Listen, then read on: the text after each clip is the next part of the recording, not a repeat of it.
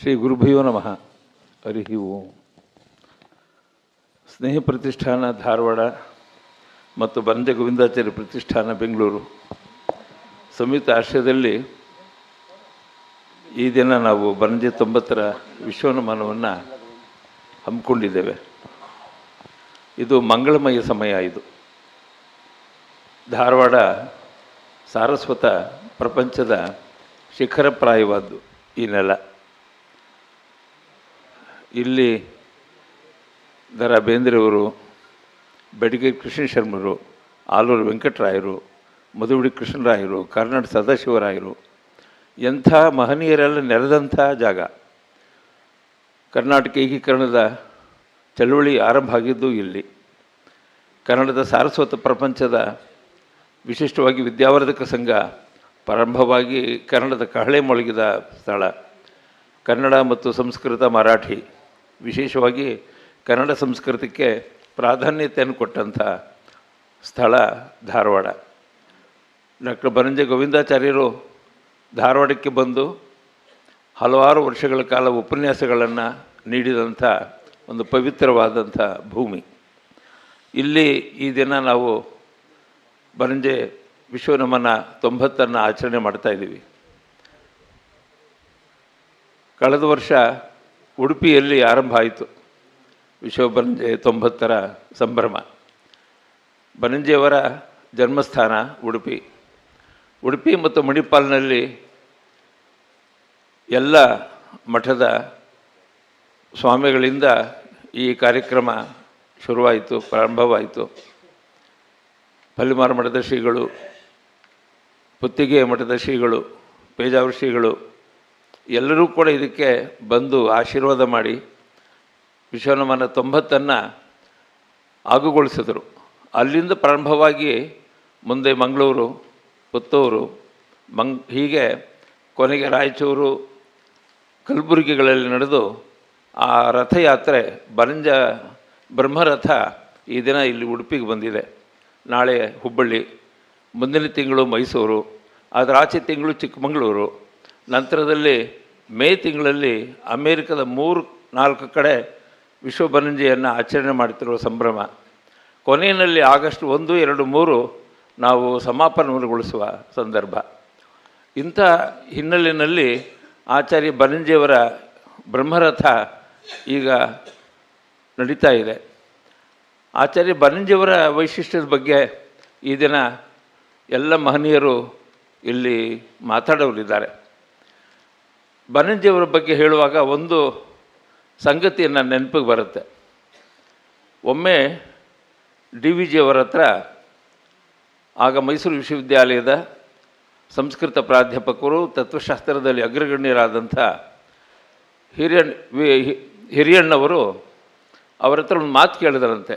DVG ಅವರ ಹತ್ರ, ನೋಡಿ, ನಾನು ಎಸೆನ್ಷಿಯಲ್ ಆಫ್ ಇಂಡಿಯನ್ ಫಿಲಾಸಫಿ ಮತ್ತು ಔಟ್ಲೈನ್ಸ್ ಆಫ್ ಇಂಡಿಯನ್ ಫಿಲಾಸಫಿ ಇವುಗಳನ್ನು ಬರೆದಿದ್ದಾರೆ. ಆದರೆ ಅದರಲ್ಲಿ ದ್ವೈತ ವೇದಾಂತದ ಬಗ್ಗೆ ನಾನು ಬರೆಯೋಕ್ಕೆ ಸಾಧ್ಯ ಆಗಿಲ್ಲ.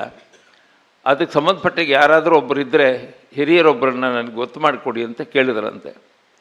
ಆಗ ಅವರು DVG ಅವರು ಒಂದು 4-5 ಜನ ಹೆಸರು ಹೇಳಿದ್ರಂತೆ. ಆಗ ಪ್ರೊಫೆಸರ್ ಹಿರಿಯಣ್ಣವ್ರು ಹೇಳಿದ್ದೇನು ಅಂದರೆ, ನೋಡಿ, ಪಠ್ಯ ಅಥವಾ ಗ್ರಂಥಸ್ಥವಾಗಿರುವ ಭಾಗಗಳನ್ನು ನಾನು ಓದ್ಕೊಂಡಿದ್ದೀನಿ, ಆದರೆ ಬರೀ ಕೇವಲ ಗ್ರಂಥಸ್ಥವಾದಲ್ಲ, ಅದನ್ನು ಅನುಭವ ಮಾಡಿಕೊಂಡ್ರು ಯಾರ್ಯಾರಿದ್ದರೆ ಹೇಳಿ ನನಗೆ ಅಂತ. ನಂತರದಲ್ಲಿ DVG ಅವರು ಗೋಣಾಡಿಸಿ ವಾಪಸ್ ಹೋದ್ರಂತೆ. ಕೆಲವು ತಿಂಗಳ ಕಾಲ ಕಳೆದ ಮೇಲೆ DVG ಅವರಿಗೆ ಒಂದು ವಾರ್ತೆ ಬಂತಂತೆ, ಪ್ರೊಫೆಸರ್ ಹಿರಿಯಣ್ಣವರು ಒಬ್ಬರು ಹಿರಿಯರ ಹತ್ರ ಹೋಗಿ ದ್ವೈತ ವೇದಾಂತವನ್ನು ಅವರ ಹತ್ರ ಕೇಳ್ತಾ ಇದ್ದಾರೆ ಅಂತ ಹೇಳಿ. ಇದರ ತಾತ್ಪರ್ಯ ಏನು ಅಂತ ಹೇಳಿದ್ರೆ,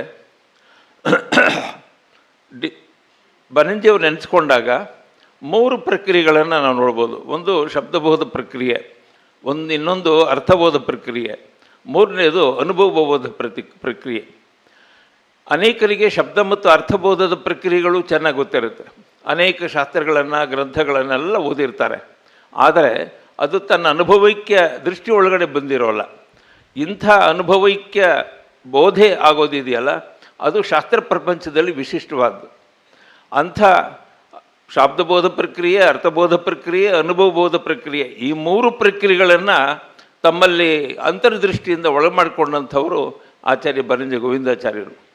ಈ ದೃಷ್ಟಿಯಿಂದ ಇಡೀ ಕರ್ನಾಟಕದಲ್ಲಿ ಮಾತ್ರ ಅಲ್ಲ, ಇಡೀ ಭಾರತ ದೇಶದಲ್ಲಿಯೇ ಅಗ್ರಗಣ್ಯ ವಿದ್ವಾಂಸರು ಮಾತ್ರ ಅಲ್ಲ, ಒಂದು ಅಂತರ್ದೃಷ್ಟಿ ಇರೋದು. ಬಹುಶಃ ತುಂಬ ಸ್ಕಾಲರ್ಶಿಪ್ ಇರುತ್ತೆ, ತುಂಬ ಒಳ್ಳೆ ಸ್ಕಾಲರ್ಶಿಪ್, ಆದರೆ ಇಂಟ್ಯೂಷನ್ ಇರೋಲ್ಲ.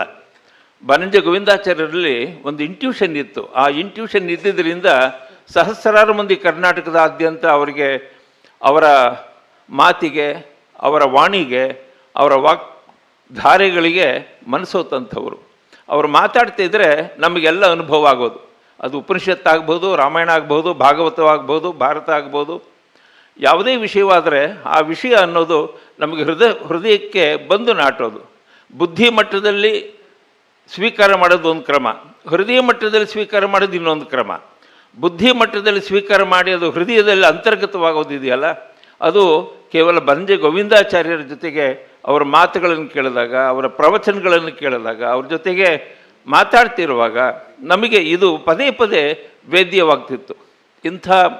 ಇಂಥವರು ನಮ್ಮ ನಾಡಿನಲ್ಲಿ ಇದ್ದು ನಮಗೆಲ್ಲ ಪುನೀತಗೊಳಿಸಿದ್ದಲ್ದೇ ನಮಗೆ ಬೆಳಕಿನ ದಾರಿಯನ್ನು ತೋರಿಸಿದಂಥ ಮಹಾನುಭಾವರು. ಹಾಗಾಗಿ ಇವತ್ತು ನಾವು ವಿಶ್ವನಾಥನ ಬನ್ನಂಜೆ 90 ಈ ದಿನ ಇಲ್ಲಿ ಆಚರಿಸ್ತಾ ಇದ್ದೀವಿ. ಇದರ ಆತ್ಮನಿವೇದನೆಯನ್ನು ಮಾಡಿ ಮತ್ತು ಈ ದಿನದ ಈ ಇಡೀ ಕಾರ್ಯಕಲಾಪದ ಹಿಂದಿರುವ ಸೂತ್ರ ನಮ್ಮ ಶ್ರೀಮಾನ್ ಹರ್ಷ ಡಂಬಳ ಅವರು. ಆ ಹಿರಿಯರನ್ನು ನಿಮ್ಮೆಲ್ಲರ ಪರವಾಗಿ ನಾನು ಸ್ವಾಗತ ಮಾಡ್ತೇನೆ, ನಮಸ್ಕಾರಗಳನ್ನು ಹೇಳ್ತೇನೆ. ಈ ದಿನ ಬನ್ನಂಜೆ ಆಚಾರ್ಯರ ಬಗ್ಗೆ ನಮ್ಮ ಅಥಣಿಯಿಂದ ಡಿ.ಆರ್. ಪಾಟೀಲರು ಬಂದಿದ್ದಾರೆ, ಹಿರಿಯರು. ಅಲ್ಲಿ ವಿಮೋಚನ ದೊಡ್ಡ ಒಂದು ಸಂಸ್ಥೆಯನ್ನು ಆರಂಭ ಮಾಡಿ ಅಲ್ಲಿ ತುಂಬ ಕೆಲಸ ಮಾಡಿದವರು ಮತ್ತು ಬನ್ನಂಜೆ ಆಚಾರ್ಯರ ಬಗ್ಗೆ ಬಹಳ ಗೌರವ, ಪ್ರೀತಿ, ಭಕ್ತಿಯನ್ನು ಇಟ್ಕೊಂಡಂಥವರು. ಅವರನ್ನು ಕೂಡ ನಾನು ಈ ಸಂದರ್ಭದಲ್ಲಿ ಸ್ವಾಗತವನ್ನು ನಿಮ್ಮೆಲ್ಲರ ಪರವಾಗಿ ಮತ್ತು ಎರಡೂ ಸಂಸ್ಥೆಗಳ ಪರವಾಗಿ ಸ್ವಾಗತವನ್ನು ಮಾಡ್ತೀನಿ. ಬನ್ನಂಜೆಯವರ ಒಡನಾಟಕ್ಕೆ ಒಳಗಾದವರು ಅನೇಕರು. ಅವರಲ್ಲಿ ಡಾಕ್ಟರ್ ಕಾಖಂಡಿಕೆಯವರು ಮುಖ್ಯರು. ಯಾವುದೇ ಧಾರವಾಡದ ಅತ್ಯುತ್ತಮವಾದಂಥ ಕೆಲಸಗಳ ಆಗುವಾಗ ಅದರ ಹಿಂದಿರುವ ಒಂದು ಪ್ರೇರಕ ಶಕ್ತಿ ನಮ್ಮ ಕಾಖಂಡಿಕೆಯವರು. ಅವರ ಬಗ್ಗೆ ನಾವು ಎಷ್ಟು ಹೇಳಿದ್ರು, ಯಾವುದೇ ಸಾಹಿತ್ಯದ ಕಾರ್ಯಕ್ರಮ ಇರ್ಬೋದು, ಅಧ್ಯಾತ್ಮದ ಕಾರ್ಯಕ್ರಮ ಇರ್ಬೋದು, ಸಂಗೀತದ ಕಾರ್ಯಕ್ರಮ ಇರ್ಬೋದು, ಕಲಾ ಪ್ರಕಾರದ ಕಾರ್ಯಕ್ರಮಗಳಿರ್ಬೋದು, ಎಲ್ಲ ಅತ್ಯುತ್ತಮವಾದ ಶ್ರೇಷ್ಠವಾದಂಥ ಕಾರ್ಯಕ್ರಮ ನಡೆಯುವಾಗ ಅದರ ಹಿಂದಿರುವಂಥ ಒಂದು ದೊಡ್ಡ ಚಾಲಕ ಶಕ್ತಿ. ಅವರನ್ನು ಕೂಡ ನಿಮ್ಮೆಲ್ಲರ ಪರವಾಗಿ ಮತ್ತು ಎರಡೂ ಸಂಸ್ಥೆಗಳ ಪರವಾಗಿ ನಾನು ಸ್ವಾಗತವನ್ನು ಬಯಸ್ತೇನೆ. ಶ್ರೀಮತಿ ವಿದುಷಿ ರಾಧಿಕಾ ಕಾಖಂಡಿಕೆಯವರು ವೇದಿಕೆಯಲ್ಲಿದ್ದಾರೆ. ಅವರನ್ನು ಕೂಡ ನಿಮ್ಮೆಲ್ಲರ ಪರವಾಗಿ, ಸಂಸ್ಥೆಗಳ ಪರವಾಗಿ ನಾನು ಹಾರ್ದಿಕವಾಗಿ ಸ್ವಾಗತ ಮಾಡ್ತೇನೆ. ಈ ದಿನ ನಮ್ಮ ಜೊತೆಗೆ ಬನ್ನಂಜೆ ಕನ್ನಡದ ಒಡವೆ ಅಂತ ಅನ್ನೋದು ಒಂದು ಮಾತಿನಲ್ಲಿ ಇದು ಬಹಳ ವಿಶಿಷ್ಟವಾದ. ಬನ್ನಂಜೆ ಕನ್ನಡದ ಒಡವೆ ಅಂತ ಇದನ್ನು ಮಾತಾಡೋಕ್ಕೆ ಬಂದಿರೋರು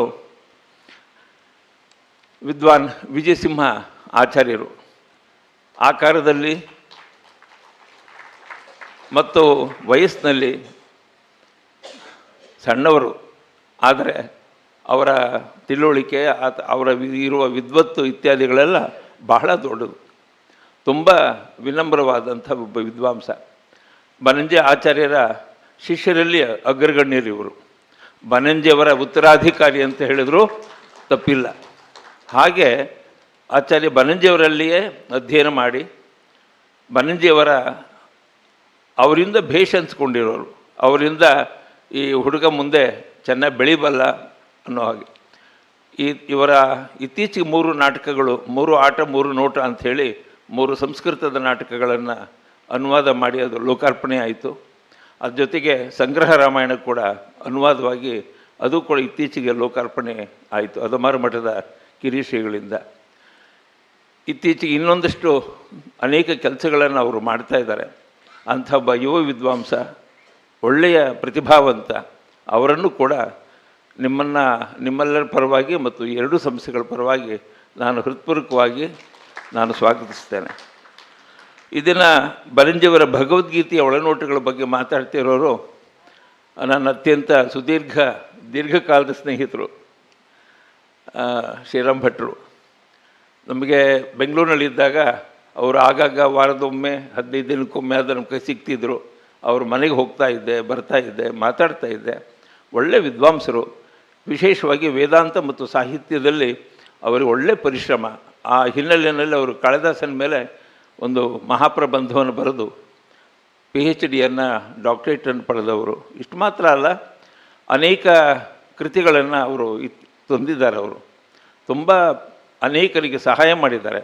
HS ವೆಂಕಟೇಶಮೂರ್ತಿ ಅವರಿಗೆಲ್ಲ ಸಂಸ್ಕೃತದ ಅನೇಕ ಕೃತಿಗಳು ಕೊಟ್ಟು ಅವುಗಳೆಲ್ಲ ಓದಿಸಿ ಅದನ್ನೆಲ್ಲ ಮಾಡ್ತಕ್ಕಂಥವ್ರು. ಜೊತೆಗೆ ಸಂಸ್ಕೃತದಲ್ಲಿ ಆಳವಾದ ಪರಿಣತಿಯನ್ನು ಪಡೆದಿರುವ ನನ್ನ ಸನ್ಮಿತ್ರರಲ್ಲಿ ಒಬ್ಬರಾದಂಥ ಡಾಕ್ಟರ್ ಶ್ರೀರಾಮ್ ಭಟ್ರನ್ನು ನಿಮ್ಮೆಲ್ಲರ ಪರವಾಗಿ ಮತ್ತು ಸಂಸ್ಥೆಯ ಪರವಾಗಿ ನಾನು ಹಾರ್ದಿಕವಾಗಿ ಸ್ವಾಗತವನ್ನು ಬಯಸ್ತೇನೆ. ಛಂದಸ್ಸಿನ ಬಿಚ್ಚಳ ಬನಂಜೆ ಅಂತ ಇದನ್ನು ಈ ವಿಷಯಗಳೆಲ್ಲ ಸ್ವಲ್ಪ ವಿಶಿಷ್ಟವಾಗಿವೆ. ಅಂಥ ವಿಶಿಷ್ಟವಾದಂಥ ಛಂದಸ್ಸಿನ ಬಿಚ್ಚಳ ಬನಂಜೆ ಅಂಥೇಳಿ ಇದನ್ನು ಮಾತಾಡ್ತಿರೋರು ತುಂಬ ದೊಡ್ಡ ಅಧಿಕಾರಿಯಾಗಿ ಲೌಕಿಕದಲ್ಲಿ ದೊಡ್ಡ ಸಾಧನೆಯನ್ನು ಮಾಡಿ ಅಲ್ಲಿಂದ ಅವರು ಅಧ್ಯಾತ್ಮದ ಪಥದಲ್ಲಿ ಅದರ ಸಾಧನೆಯಲ್ಲಿ ಓಡಾಡ್ತಿರ್ತಕ್ಕಂಥ ಮತ್ತು ಅದರಲ್ಲಿಯೇ ತಲ್ಲೀನವಾಗಿರುವಂಥವರು ಶ್ರೀ ರಮೇಶ ವಾಸುದೇವ ಆಚಾರ್ಯರು ಬೆಂಗಳೂರಿನಲ್ಲಿಂದ ಬಂದಿದ್ದಾರೆ. ಹಿಂದೆ 2-3 ಉಪನ್ಯಾಸಗಳನ್ನು ನಾನು ಅವರನ್ನು ಕೇಳಿದ್ದೀನಿ. ಬನಂಜೆ ಆಚಾರ್ಯರು ಏನು ದಾರಿ ಮಾಡಿಕೊಟ್ರೋ ಆ ದಾರಿಯಲ್ಲಿ ತುಂಬ ಶ್ರದ್ಧೆಯಿಂದ, ಪ್ರೀತಿಯಿಂದ, ಭಕ್ತಿಯಿಂದ ನಡೀತಾ ಇರೋರು ಆಚಾರ್ಯರು. ಅವ್ರಿಗೂ ಕೂಡ ನಿಮ್ಮೆಲ್ಲರ ಪರವಾಗಿ ಮತ್ತು ಈ 2 ಸಂಸ್ಥೆಗಳ ಪರವಾಗಿ ನಾನು ಸ್ವಾಗತವನ್ನು ಬಯಸ್ತೀನಿ. ಈ ದಿನ ಅನೇಕ ಮಹನೀಯರು ನಮ್ಮ ಲಿಂಗರಾಜ ಅಂಗಡಿಯವರು ಇಲ್ಲಿ ಬಂದು ಅಗ್ರಾಸನದಲ್ಲಿ ಮಂಡಿಸಿದ್ದಾರೆ. ಇದು ಕನ್ನಡ ಸಾಹಿತ್ಯ ಪರಿಷತ್ತಿನ ಅಧ್ಯಕ್ಷರು. ಅವರನ್ನು ಕೂಡ ವಿಶೇಷವಾಗಿ ನಾನು ಹಾರ್ದಿಕವಾಗಿ ಸ್ವಾಗತಿಸ್ತೇನೆ.